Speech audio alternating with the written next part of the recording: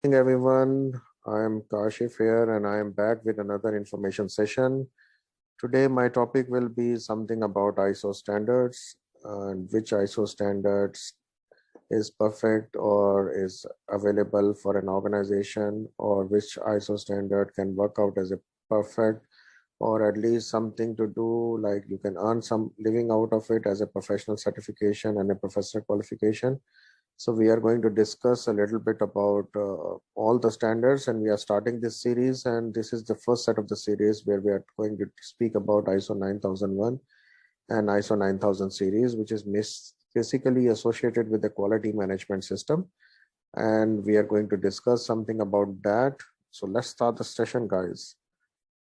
So today, our session, as I mentioned, will be focused on various ISO standards that are beneficial and then an organization can actually adopt, subscribe, and they can reflect that they are having commitment towards the best business practices, because International Standard Organization, which is the lead organization in making standardization across the world itself, is making and is gathering best practices, making them as a standard, and then floating them and publishing them so that the organizations or the businesses who are going to start their business, who are not sure which sort of processes they can inbuild, they can put into the place so that they can start serving the community they are targeting, or they can survive as an ongoing concern.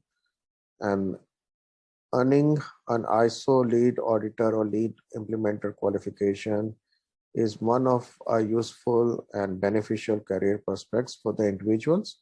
So as I was trying to mention is that it is not only good for a company to display an ISO certificate and show you that they are complying with the world's best practices, it is also good for the individuals who are looking to make their careers into the companies with the ISO certification, so they can either adopt a role of a lead implementer where they can help the organization to get certified, or they can be engaged in the certification bodies or the third party certification bodies as a full-time auditor or a part-time auditor, or as a freelance auditor or as an expert auditor. So you just see one certification, one domain can earn you 15 and other different roles you can adopt by getting this qualification as an individuals. But for the organization also, it is beneficial to show commitment to your customers, to your stakeholders, to your shareholders, that you are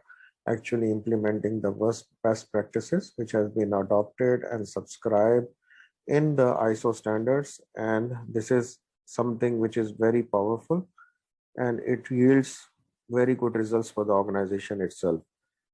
So as we mentioned, the objective, and at the end of the session, I will expect that you know something about ISO standards. You will have something, a little bit of knowledge about ISO standards and how you can be earning these ISO certifications, why it is useful for you as an organization or as an individual, how and the why type of the aspects of ISO certifications. Now, the benefit prospects for getting a certification of ISO for the organizations and as well for every type of professional, and why I am saying and why I think and why I promote that sustainable career and growth can be achieved if you take one of the ISO certifications. It can be a career building exercise for individuals also. So since I'm going to discuss about ISO 9001, so I will be considering and confining my talks about ISO 9001 only. There are more than 2000 to 3000 standards, but most of the common standards we are going to talk about. So in the upcoming sessions, I'm going to talk about ISO 45001, which is mainly related to safety, 14001 about environment, 27001, which is mostly about information security management system.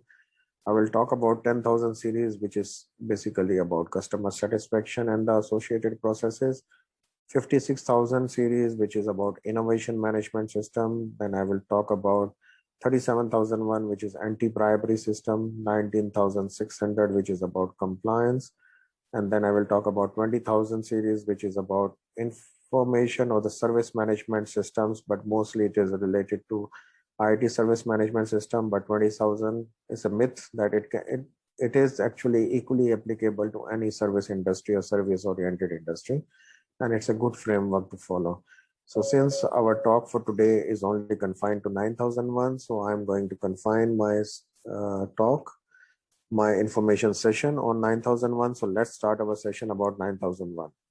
So what is basically, let's see what is an ISO as such. Now, it is just a network of national standardization bodies. As you are aware, every country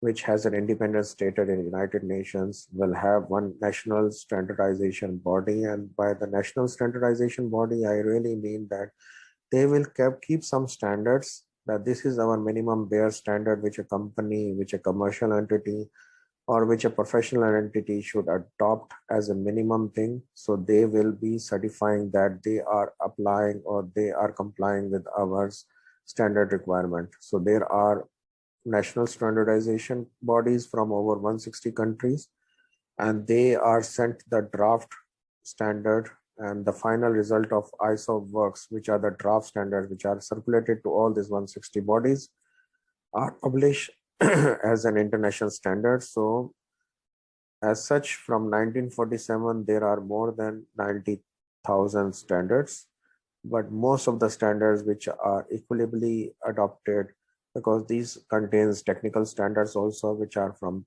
some of the technical aspects of the products and the processes. But we will be discussing the main standards, the certifiable standards, or we will tell you during the course whether it is a certifiable, that one third party will come and audit you every 1 year or every 2 year or every 3 year, depending upon the scope of their or the nature of the certification. And there are some guidance standards where you will only get a compliance certificate because it is just a guidance. It is not a certifiable standard. So we will talk about that in detail. So that is a little bit about ISO. Now, ISO principles, if we talk about the basic principles, how a standard which is in a draft stage or which is written get certified or get published.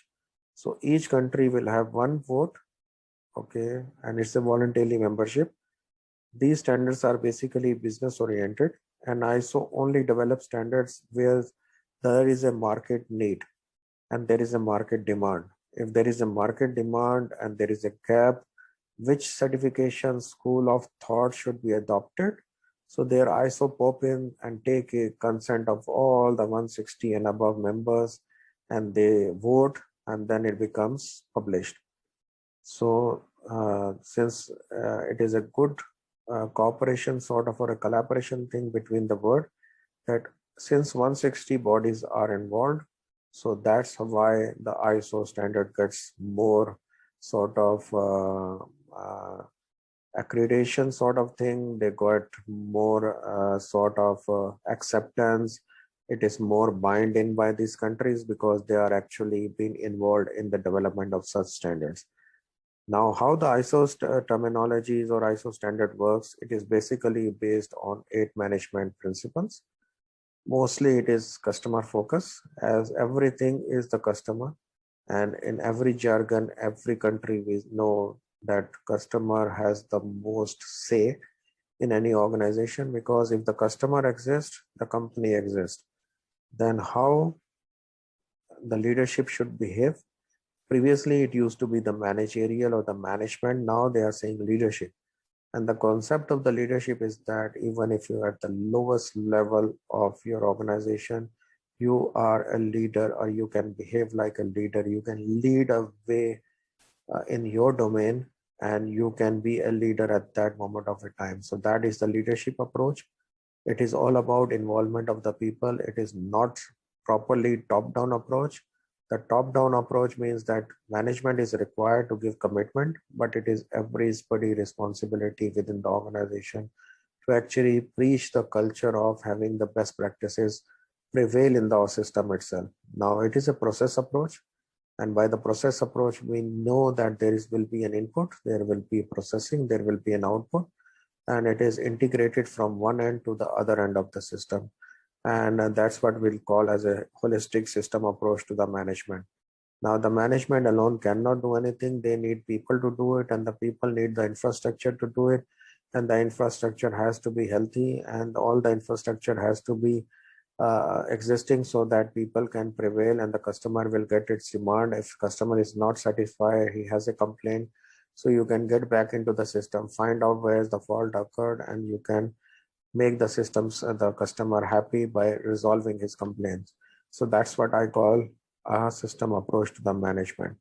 Now, when we go to the continual improvement, now there is a concept which is called continual improvement, and most of the people in the system or in the world or what I have met and I have been teaching, they always argue that, sir, there is no continual improvement, there is only a continuous improvement. So I would like to have like a little bit of explanation over this. Now, if we are talking about some process, and this is with respect to the time, and I say I am at 0 stage and I am to reach, this is my ultimate goal of 100. So I have two ways of reaching. I can directly aim to go 100%, and then I will say I have improved from 0 to 100. That is called a sort of continuous approach. The only problem with this approach is that if something happens here and you are not able to sustain, then you are likely to fall to the earliest known configuration will be 0. So that's why ISO doesn't believe in the continuous approach. They will always say, this is your organization, you are at level 0, you want to reach 100. So it is good for you to have intermediate steps. First, I will reach 20. I will make my processes stable. Then go and aim for 40, stabilize it. Okay, and doing this, I reach 100. The good thing about this continuous approach or the continual approach will be that if I have to fall from 100, I may fall on a threshold of 80, the best last non-configuration. So that's why ISO is a big supporter of the continual improvement and not the continuous improvement. So we have to gradually improve, and there will be always a room for improvement, no doubt. If I reach 100, I will have under dimension to take care of with respect to that 100. And by the way, sustaining a 100 mark itself requires effort. It is not over day efforts. And then the other thing is about factual approach to decision making. So what they are saying, what you can see. So there should be performance metrics defined so that I can see to be able to do a decision making. So previously what used to happen is that I tell my boss, sir, this is the issue, and he's going to believe and take an action. Now they are saying, show me the performance metrics. So show me your key performance indicators. And based on those key performance indicators, I am going to take my decision, which are more based on facts rather than somebody telling me. And the other thing, which is Toyota, is a very good example, mutually beneficial supplier relationships. So what they are trying to say is that if you are in a business and 5 or 6 of your components are being supplied by your suppliers, if you don't take care of your suppliers, you are not going to succeed with respect to growing as in management, or as it will not be benefiting you by any chance or by any means also. So these are some of the management principles I thought it is worth to sharing with you guys and putting in today's video. So there are some set of primary standards which can be certified.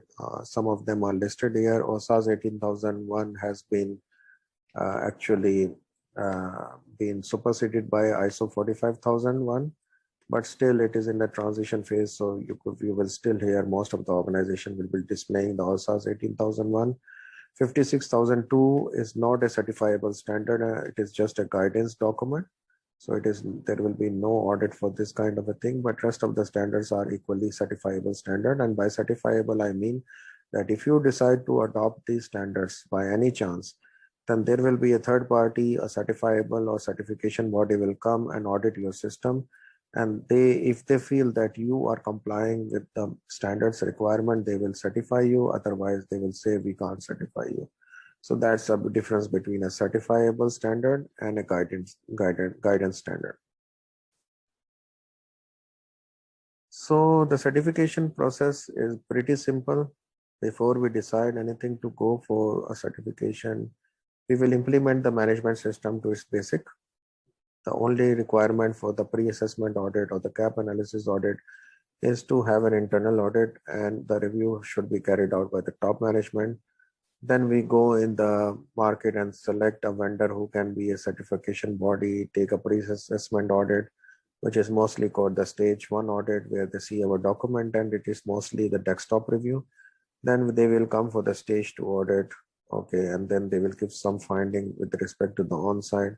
They will do a follow-up. They will confirm that you are registered with them, and then they will do some surveillance audits and continuous improvement audits. So that's a little bit of certification process, which I thought, because this is the start of the series, so everybody should know. So certification schema, we need to understand there are some accreditation authorities which are basically based in Canada. Most popularly are the UCAS in UK. You have COFRAC, which is in France. You have SAS in Switzerland, and you have ANSI and ANAB in USA. Okay, you will find ANZ and Australian standard also, which are their accreditation board sort of a thing. So these accreditation authorities, they accredit the certification bodies, which are basically the organization certification body and the personal certification bodies. So the certification bodies, they certify the organization. The personal certification bodies, they certify the training providers and the trainers. Okay, so the training organization, like the one which is listed as Delphi, will be most interested in going for a personal certification body, because they just want to know that they are training providers. As a training provider, they are certified, and as a trainer, their trainers are certified by a personal certification body. And both of this certification body and the personal certification body, they hire auditors, they certify auditors, and then they do between them, they train the auditor program. And this is how the whole cycle works. So if you see the certification schema, so you will just find out that there are very much job prospects for each of your individual listening to me right now over the internet and over the YouTube. And to all my friends, I'm telling you, this is a good sort of a professional qualification if one would like to see. And you can see that these parties are hiring auditors, they are certifying auditors. So it's a pretty good chunk of a professional career in this kind of authorities itself. And the accreditation body, basically, they are complying with 17,011, and they are national organizations. They supervises the certification programs of the professional and the organizations. And they are making sure that these parties which are here on the accreditation level, on the certification level, they don't misuse the authority given to them to certify any other bodies. So this is about 17,011. The certification body has to comply with 17,021. So ISO themselves has made good criteria for the accreditation bodies and for the certification body to which standard they should comply, and they can, and the accreditation bodies here have the right to withdraw their accreditation for any certification body if there is non-compliance to ISO 17021. So there are checks and balances available for these kind of authorities also. And for the first certification bodies, they go for ISO 17024 for professional education and credential boards or continuous education board is actually PCB is one of the good example, which is actually having his headquarters in Canada. So they are one of the personal certification bodies. To join me in this learning journey, so you can get in touch with us to Delphi, and this is what we are offering you at Delphi. We are offering you flexibility in timing. We have self-paced learning resources also. It is cost effective. We are not people who are running after the money. We provide career guidance. We will make you industry ready, and what we want is that you should get a good placement after coming through Delphi and going through Delphi. And if you have any questions and answers, you can ask me now, or you can get in touch with the persons living mentioned on the list. So we will be more happy the person to serve you if you come across with any of the requirement with respect to 9001 or any other ISO standards.